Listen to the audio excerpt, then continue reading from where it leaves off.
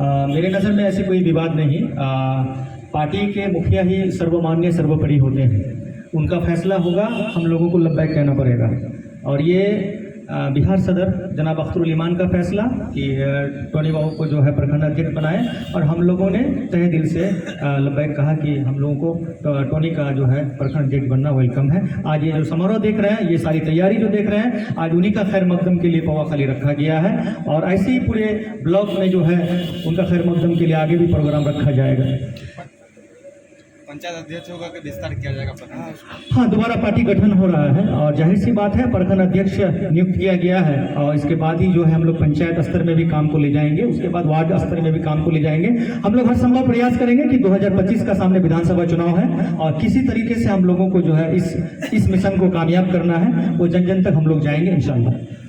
पटना के बापू सभागार में जनस्वराज पार्टी की तरफ से एक बहुत बड़ी मीटिंग रखी गई थी, और खास करके अल्पसंख्यकों के लोगों को लेकर, जिसमें उन्होंने कहा कि हम मुसलमानों को हिस्सेदारी देंगे, और ओवैसी साहब पर इल्ज़ाम लगाते हुए कहा कि ओवैसी साहब सिर्फ मुसलमानों की बात करते हैं, हम मुसलमानों के साथ साथ हिंदुओं को भी साथ में लेकर चलेंगे। आप क्या कहना चाहेंगे? मैं कहता हूं कि प्रशांत किशोर हिंदुओं को भी लेकर चलें, लेकिन क्या जरूरत पड़ गई कि भाजपा को कमजोर करने के लिए सिर्फ अब्दुल हमीद और माजिद का जरूरत पड़ रहा है आपको? ये लोग तो कभी भाजपा को सपोर्ट किया नहीं थे बिहार में। इस वक्त आप महादेव, सुधीर, राजकुमार को भी जोड़िए ना, जो लोग बीजेपी को शुरू से वोट करते हुए आ रहे हैं, ये उनका स्ट्रेटेजी समझ से पड़े हैं। अब मुझे तो लगता है कि कहीं ना कहीं उनका आला अधिकारी कहीं और बैठे हुए हैं, और उन्हीं के इशारे पर ये जो है जितने भी सभागार का नाम ले रहे हैं, बापू सभागार का तरह तरह का मीटिंग करना, ये कहीं ना कहीं आगे बैठे हुए हैं, उनका आका उन्हीं के इशारे पर काम कर रहे हैं। लेकिन बिहार के लोग भली बात समझते हैं, ऐसी नापाक इरादों को कामयाब होने नहीं देंगे। और सीमांचल में एक मजलूम की आवाज बैरिस्टर असदुद्दीन ओवैसी साहब है, और जो हमेशा लड़ते आए हैं उस पर यकीन हो चुका है। आप लोगों ने देखा 40 साल तक पार्टियां यहाँ रही, लेकिन खाता तक नहीं खुल पाया। आखिर क्या बात है कि 5 सालों में 5 एमएलए आप लोगों ने जिता करके भेजा? ये बड़ी ताज्जुब की बात है। मैं यहाँ के लोगों का, यहाँ के आमजनों का शुक्रिया अदा करता हूँ कि पार्टी के प्रति जिन्होंने हमदर्दी दिखाई है। आखिर 2025 में इससे कई गुना ज्यादा देखने को मिलेगा। पवाखाली के डाक बंगला में मुखिया जी आज क्यों प्रोग्राम रखा गया था, और इस प्रोग्राम के उद्देश्य क्या था, जरा बताएंगे? देखिए, हमेशा से ये चलते आ रहा है। कभी भी एक महत्वपूर्ण पार्टी के पोस्ट पर 2 लोगों को चुना गया था। ये हमारे यहाँ पवाखाली से शुरू हुआ है। इंशाल्लाह हम चाहेंगे हर जगह, हर पंचायत में इस तरह का स्वागत प्रोग्राम होगा, जिससे हम पार्टी के लोगों को जोड़ने का मौका मिलेगा। मुखिया जी, एमआईएम पार्टी में आप शामिल हुए हैं जी, और उसमें आपको ठाकुरगंज प्रखंड के प्रखंड अध्यक्ष बनाया गया। हम जानना चाहेंगे, और भी पार्टियां थी बिहार के अंदर, एमआईएम ही क्यों पसंद किया आप? देखिए, सबसे बड़ी बात कि एमआईएम क्यों चुनी मैंने, बहुत बड़ी बात है। मैं एक बाहर में पढ़ने वाला लड़का था।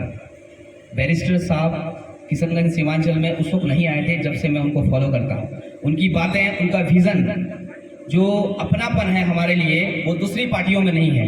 वो अपनापन लगा, वही हमको खींच लाया एमआईएम की तरफ। आपके एमआईएम पार्टी में आने के बाद और आपको जिस तरह से पद दिया गया प्रखंड अध्यक्ष का, उसके बाद एमआईएम पार्टी के कार्यकर्ताओं में ही कुछ नोक-झोंक देखने को मिल रहा था। उस मामले को हम जरा जानने चाहेंगे कि आखिर ऐसी बात क्यों आई थी सामने? देखिए, सीधी सी बात है कि हम पार्टी में नए जुड़े थे।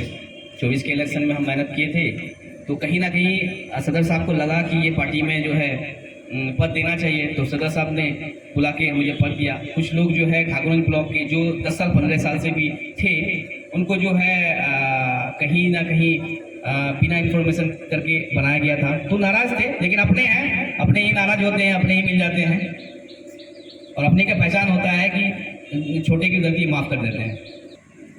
किशनगंज जिले के एमआईएम पार्टी के आप युवा जिला अध्यक्ष बने हैं शम्स आगा साहब जी, क्या लगा आपको? एमआईएम पार्टी में आप आए हैं, और जिस तरह से आपकी स्वागत के लिए सम्मान समारोह यहाँ पे रखा गया था पवाखाली के डाक बंगला में, कैसा लगा आपको, बता ज़रा।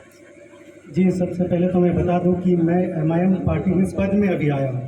मैं इस पार्टी में 2015 से जुड़ा हुआ हूं। मैं पूर्व चेयरमैन तहसील साहब का बेटा हूं, और वो एमआईएम के टिकट से किशनगंज विधानसभा से इलेक्शन लड़ चुके हैं। तो मैं पार्टी में शुरू से जुड़ा हुआ था, बस किसी एक्टिव पोस्ट में नहीं था। अब मुझे लगा कि वक्त आ गया है कि एक्टिवली उसमें पार्टिसिपेट करूँ।